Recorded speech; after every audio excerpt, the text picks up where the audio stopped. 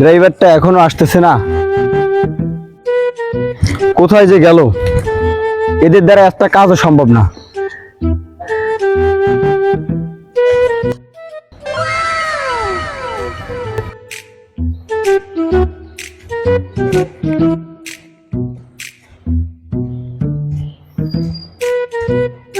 Sir গাড়ি আসছে।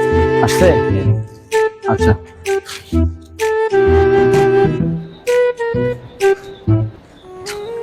আরে ছোট ভাই, এখানে গায়ে হাত দেওয়া লাগে?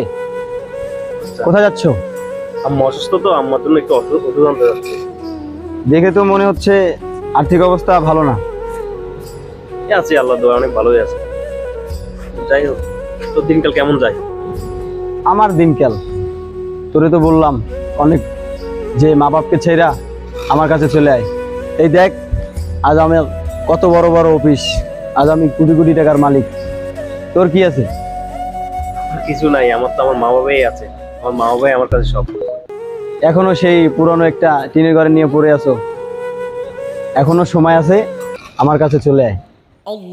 আচ্ছা যাই হোক, আজান দিচ্ছে, চল নামাজ পড়ে আসি। আমার কাছে এখন নামাজ পড়ার সময় নেই, আমার জরুরি একটা মিটিং অ্যাটেন্ড করতে হবে। আজ নামাজ পড়ে তোর আজকে এই অবস্থা। নামাজে যতটুকু সময় দিব ততটুকু আমি অনেক টাকা উপার্জন করতে পারবো। আচ্ছা ভাই, একটা কথা বলি শুন।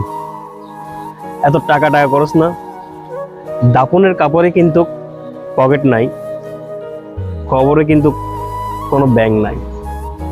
এই অর্থ সম্পদ মরার পর কিন্তু কিছু আমাদের সাথে যাবে না। এই টাকা পয়সা কাদের জন্য?